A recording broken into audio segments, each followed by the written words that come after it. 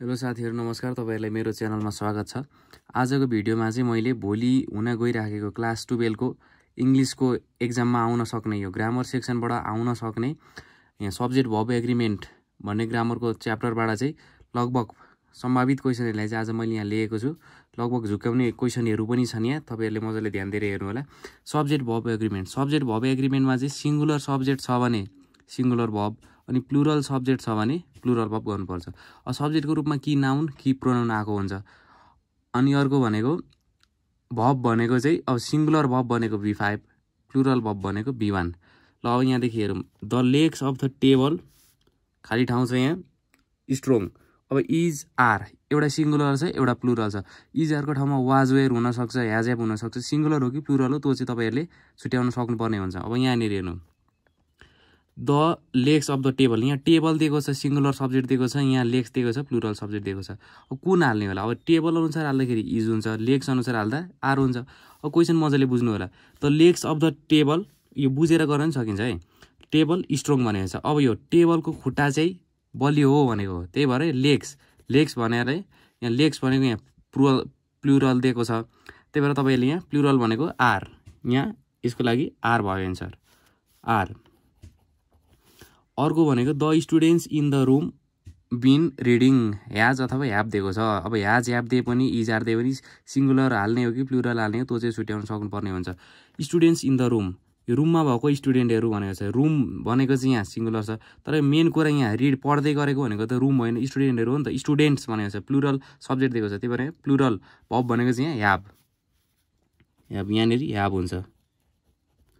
अर्को 3 नम्बरमा the founder and principal coming, option is अथवा आर। अब यहाँनिर तपाईहरुले ध्यान दिएर हेर्नु होला। The founder the principal, the founder principal एउटा मात्रै द लागेको छ भने एउटै मान्छे हो भनेर बुझिन्छ। यहाँ एउटै मान्छे हो। द फाउन्डर एन्ड प्रिन्सिपल भनेपछि प्रिन्सिपल र फाउन्डर एउटै मान्छे रहेछ। अब एउटै मान्छे भनेपछि यहाँ इज लाग्यो, सिंगुलर भएर इज लाग्यो। अब डी नम्बरमा हेर्नु होला। The founder and the principal खाली ठाउँ कमिङ। अब यहाँनिर चाहिँ मजाले ध्यान दिनु होला।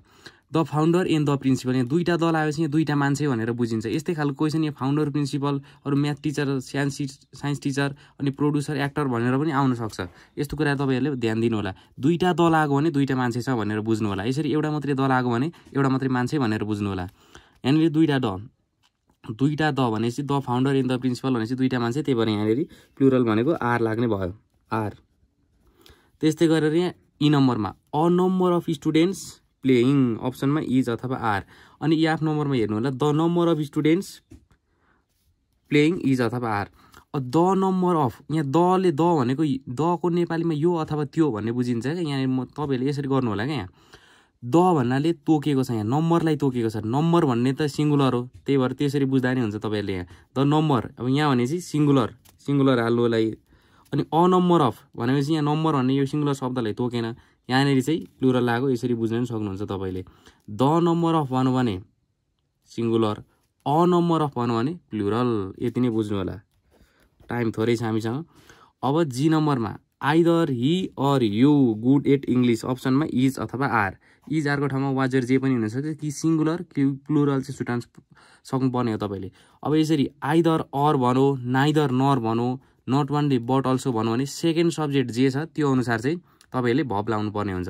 आइदर अर, नाइदर नर अनि नट ओन्ली बट अल्सो भन्नु भने अगाडिको यसलाई छोपिदिँदा हुन्छ क्या। यो यसलाई छोपिदिनु होला, यो केही होइन। यो सेकेन्ड सब्जेक्टलाई हेर्नु। युमा भनेपछि त सेकेन्ड सब्जेक्टमा जे लाग्छ त्यही लाउनु होला। यहाँ सेकेन्ड भनेपछि यहाँ यु भनेको जहिले पनि प्लुरल हो, त्यही भएर यहाँनिर आर लाग्यो। अब याच नम्बरमा हेर्नु। नाइदर टिम एक्सिलेन्ट, अप्सनमा वाज अथवा वेयर। अब क्वेसनले यस्तो नाइदर भनौ अथवा यहाँ नाइदर अफ पनि भन्छ। यहाँ नाइदर अफ भनौ, आइदर अर नाइदर भनौ, नाइदर अफ, आइदर अफ भनौ, इज भनौ, एभ्री भनौ अनि एनीवान भनौ, नो वान भनौ, समवान भनौ भने जहिले पनि त्यहाँ सिंगुलर लाग्छ। यहाँनिर सिंगुलर वाज।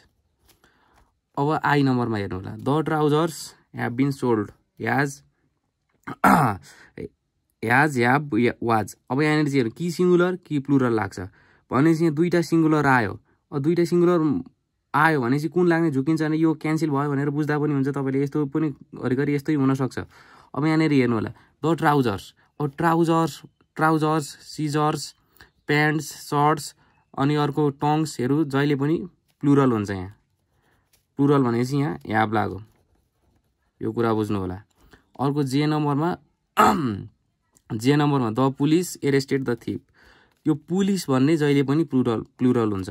पुलिस भनेको जहिले पनि प्लुरल। अहिले यति नै बुझ्नु होला, टाइम थोरै छ हामीसँग। अब के नम्बरमा $50 इनफ इज अथवा आर, यो यसरी मेजरमेन्टको कुराहरू आयो। $50 भनौँ, अनि 10 मिटर भनौँ, 50 रुपिज भनौँ, 10 लिटर भनौँ, यस्तो मेजरमेन्टको कुराहरू आएपछि जहिले पनि सिङ्गुलर यहाँ इज लाग्यो। अब याल नम्बरमा data, the data incorrect, is are was. अब अघि जस्तै ट्रिकले काम गरौँ। यहाँ दुईवटा सिङ्गुलर छ, सिङ्गुलर क्यान्सल भयो, आर मात्रै बाँकी प्लुरल छ भनेर बुझिहाल्यो यहाँ यस्तो अप्सन दियो भने त। अथवा द डाटा, यो डाटा भनेको चाहिँ प्लुरल हो, यसो हेर्दाखेरि सिङ्गुलर जस्तो देखिन्छ, तर डटमको प्लुरल फर्म डाटा, त्यही भएर यहाँनिर प्लुरल आर। यहाँ नम्बरमा दाल भात पपुलर इन आवर कन्ट्री। अब यहाँ पनि हेर्दाखेरि दाल र भात छुट्टा दुईवटा कुरा प्लुरल जस्तो देखेको छ, तर दाल भात खाँदाखेरि एकैचोटि खाइन्छ क्या, एउटै कुरा जनायो क्या। दाल भात भने नि एउटै कुरा, अनि दौरा सुरुवाल टोपी भन्छ, अनि अर्को ब्रेड एन्ड बटर यस्तो भन्यो भने चाहिँ सिङ्गुलर सब्जेक्टमा इज। नेक्स्ट एन नम्बरमा one of the boys absent, one of the बोइजहरू मध्ये एकजना, वान अफ द पछाडि आयो भने singular, one of the boys भन्छ, वान अफ द स्टुडेन्ट्स भन्छ, वान अफ द पिपुल भन्छ, अथवा केही भन्छ। वान अफ द भनेपछि यहाँ बोइज मध्येको एकजना आयो अरे भनेपछि यहाँ सिङ्गुलर इज। ओ नम्बरमा राइस एन्ड पोट्याटो खाली ठाउँ हिज फेभरेट फुड, अघिको जस्तै सेम आयो। अब राइस र पोट्याटो हेर्दा दुईवटा जस्तो देखिन्छ यहाँ, तर यहाँ राइस पोट्याटो फेभरेट फुड भनेपछि त एकैचोटि खाने हो त्यो। यहाँ सिङ्गुलर जहिले पनि फुडमा यसरी सिङ्गुलर इज। अब अर्को पी नम्बरमा the poor sad, option is अथवा आर। यसरी यो भनेको एक्जेक्टिभ हो, विशेषण। द पछाडि विशेषण आयो भने जहिले पनि plural, the poor, the rich, अथवा द चाइनिज भन्छ, द नेप्लिज भन्छ, त्यस्तो आयो भने जहिले पनि प्लुरल। अनि economics blanks not easy, economics भनेको सब्जेक्टको नाम। यास छ, यो प्लुरल हो जस्तो देखिन्छ, तर इकोनोमिक्स फिजिक्स अरू कुराहरू जहिले पनि सिङ्गुलर हुन्छ, यहाँ इज। ओके, यहाँबाट चाहिँ लगभग यस्तै खालको क्वेसन चाहिँ भोलि आउन सक्छ। हाम्रो च्यानललाई सब्सक्राइब गर्नु होला। धन्यवाद।